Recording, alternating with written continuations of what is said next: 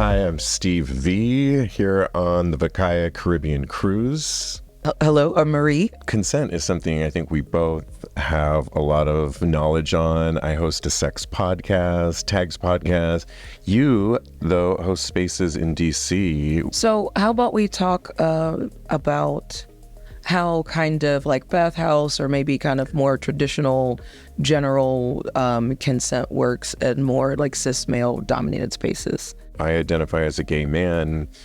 I go to a lot of sex positive spaces where I live in New York, but in sex positive for cisgender men and gay spaces that I've been in, it can be a look, a nod that actually is suggesting I'm interested. That doesn't mean touch me, but it can just mean I'm interested. And you can see somebody coming towards you. You might approach somebody. And often if you do get that consent, maybe you do touch them, and it can be a moment. There's also verbal cues where if, let's just say somebody came from behind you and touched you, you might look and see who is touching you. If you're not feeling that moment, oftentimes it's just a simple taking the hand and moving it away, and that usually is a sign that is maybe don't go there. And I've seen it a couple times even on this VACAYA red light district where I think maybe the communication isn't as strong and people don't understand that, and I've had to maybe take someone's hand 2 and 3 times. And you don't want to always find yourself in that space, because it is that age-old no means no, but that is a communication that I'm not interested. And I find myself even saying, oh, thank you so much, and trying to be gracious. But one thing, and then I want to hear from you, is, on our show, and we were talking about this recently, about always look around in your spaces when you go into a sex positive space and look to see where there's usually a monitor person in the front. Maybe there's security too. You just kind of want to make yourself aware that if you did find yourself in a situation where you weren't comfortable, at least you're aware of, okay, the entrance is over there. There's a monitor person over there that hopefully I know. I think being aware for your own is always a good ultimate place to be. But, exactly. Yeah. It's a smart thing to do. Right. Exactly.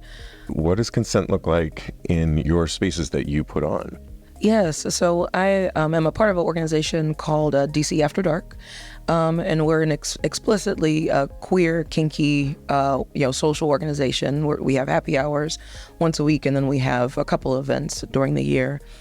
So consent, for like when we think of like a queer orgy, but that's not a male-dominated space and really not a gendered space, consent really really begins with conversation.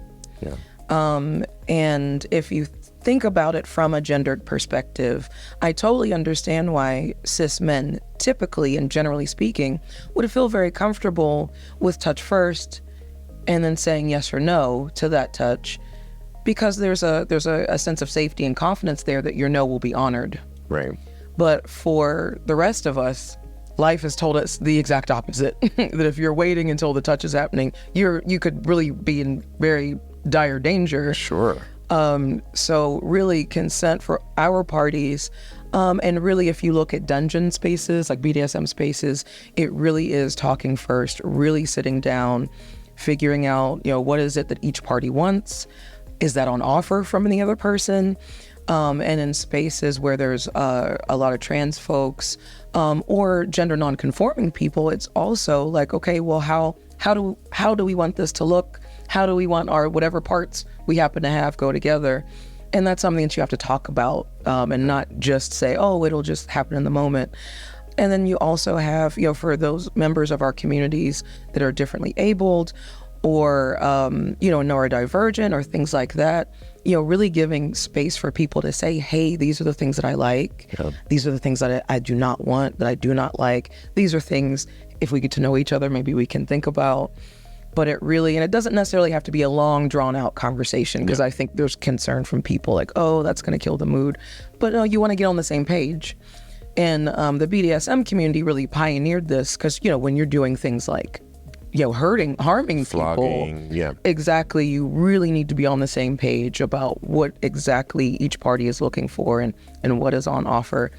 So that's the largest difference, is talk first, touch after. Yep. Though I understand and I respect why the more cis male dominated spaces where there's a comfort of, well, yeah, we'll touch first and then see, kind of see where it goes. Yeah. In like the spaces that I frequent, and it really isn't difficult to begin a conversation. A lot of times it's just simply, it still begins with a look, because I think that's primal too, right? Right. Either you're attracted to someone or you're not. Yeah. But it can be as simple as, you know, walking up to someone and, hey, are you interested in playing? Would you like to talk about playing? And that's an invitation to them. Hey, I'm here to listen. Yeah. I'm interested in you. I find you very attractive, but I'm also willing to listen to what you have to say. And I'm not just viewing you as, you know, a sack of meat or something. I'm honoring you as a human, and I want to make a connection with you, whether long or short. Yeah. But, you know, like, that's how it's done. Yeah, I mean, I think consent, it's such a word we've been heard so much for a negative way in our heterosexual environments. And so when you bring it into a sex positive environment, what does that look like? And I think you just tapped into communication, and more communication. Exactly. And I think we could all benefit, wherever you are on the spectrum of sex positivity, to make it a learning, fun process of, you know, maybe it requires more classes, and I could even benefit. And we want you to demonstrate that you can honor the other people here. Yeah. And in those circumstances, it's fantastic, because it can be fun and you can have moments with people, and, you know, that's really what the dream is, at least for me. Absolutely. And that's, you know, not gender. That's not about orientation. Right. It's about human connection. Yes. It's about human connection. Listen, sex is primal, but the importance of just recognizing these cues, and no really does mean no, and to not, it's easier said than done, but not to take things personally. If somebody isn't floating your boat or going, you know, I think just to be aware of those things ahead of it, get yourself in a good headspace, and learn some of those cues, and I think you'll be okay. So. Exactly. And not coming with a sense of entitlement, but a sense of openness. Right. And just see what's going on.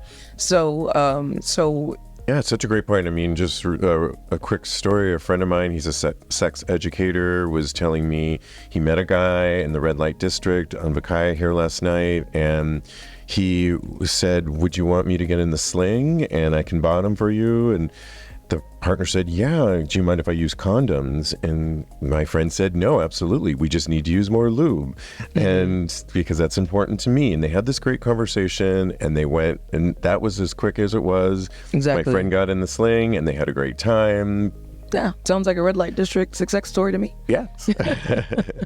If you're already somebody that's sex positive in your own city, you explore places like this, then this is just going to be another evolution of that.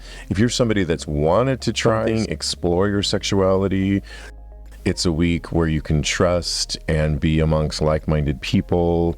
And again, you can do what you want to do. You don't have to do anything. You can explore.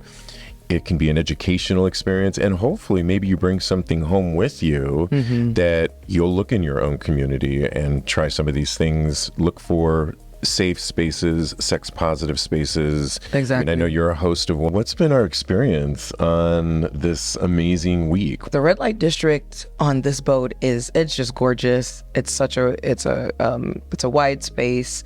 There was space also for people to sit down, for people that wanted to talk, or people that just kind of wanted to observe.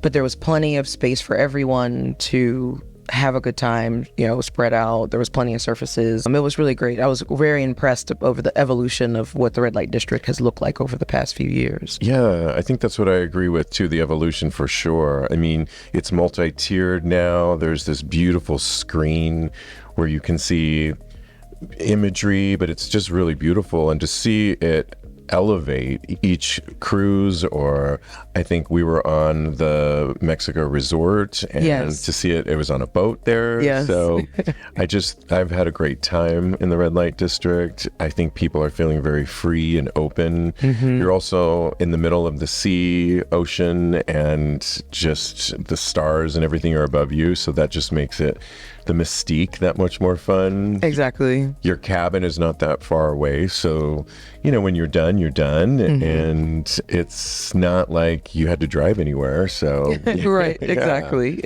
The red light district that VACAYA presents, like it's, for me, I have a medical background as well. So just from a public health perspective, having sex positive spaces where there are other people, there are, monitors available. So it really contributes to a sense of safety.